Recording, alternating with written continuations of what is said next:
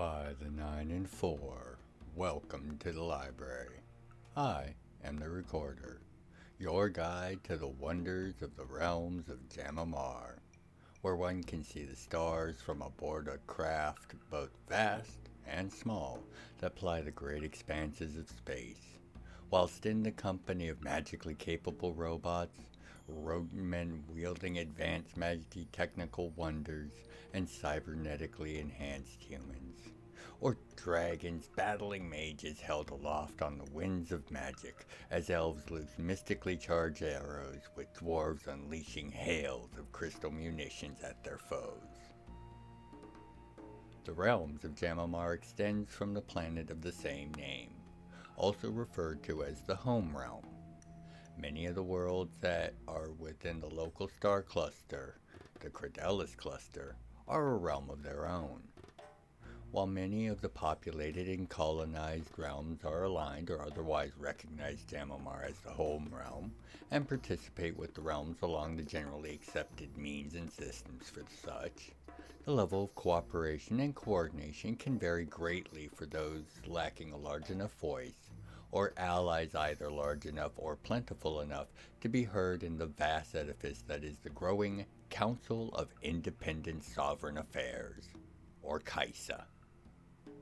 KAISA serves as the political, logistical, and, in the current age of stars, space-borne military for those of the realms that are members, creating a structure that allows each of the myriad powers that live within the realms large amounts of free-hand governance, primarily acting to facilitate trade or commerce, all while protecting members from threats originating from space, where the scale and cost of operations far outstrip what could be expected from most of the minor powers within the realms.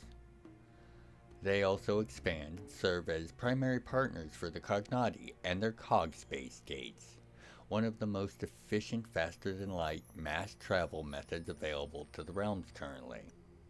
Only through the combined resources that KAISA can call on has the ability to maintain the growth and general unity of the realms in this massive age of expansion. As far as the nations that make up KAISA, most are monarchies of one sort or another, with others being led by councils made up of local leaders. Due to many, if not all, basic needs of the masses being met thanks to the ubiquitous presence of Christech, most governments are far more focused on facilitating their people's efforts and reaping the vast benefits that come from such investment in commerce and industry, with realms first being the overall and near universal conceit amongst not only the ruling classes and the populace at large, but the divines. Rivalries between nations or states, while being far from uncommon or rare, will almost never rise to the levels of actual state violence of any scale. Maintaining unity while allowing for the intrinsic nature of the peoples and its nations has been KAISA's goal from the beginning. While KAISA may be the grease that keeps the gears of inter-realm life going, they do not turn them nearly as much as one might think.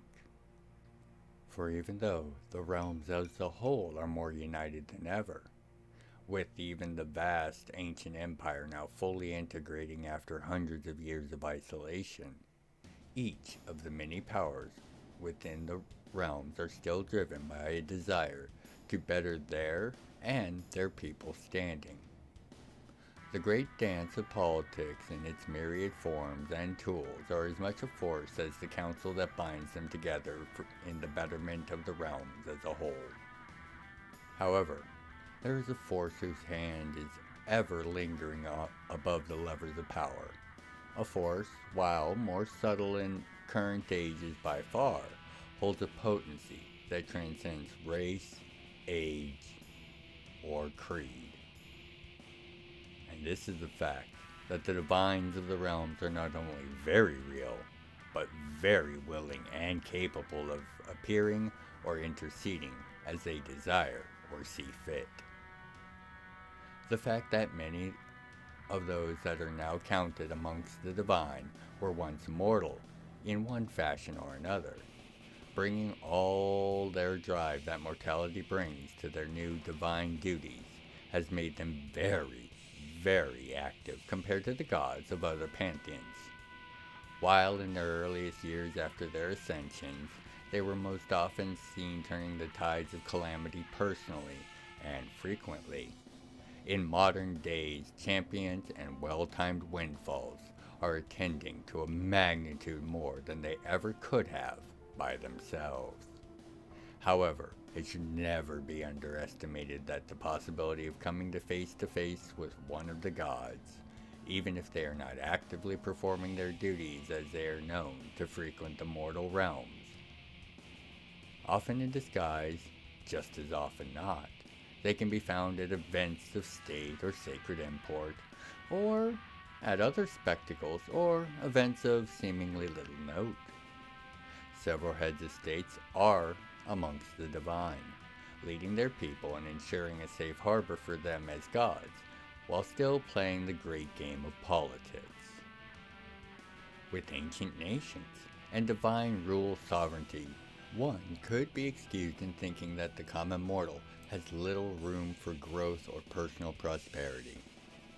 That couldn't be any less true, as the nature of the realms and their governance allows, and even encourages, those with the drive to excel to do so. Organizations such as the Adventurers Guild, or commonly known as the Hunters, as well as nearly every one of those great power players, are always on the lookout for those with talent or drive.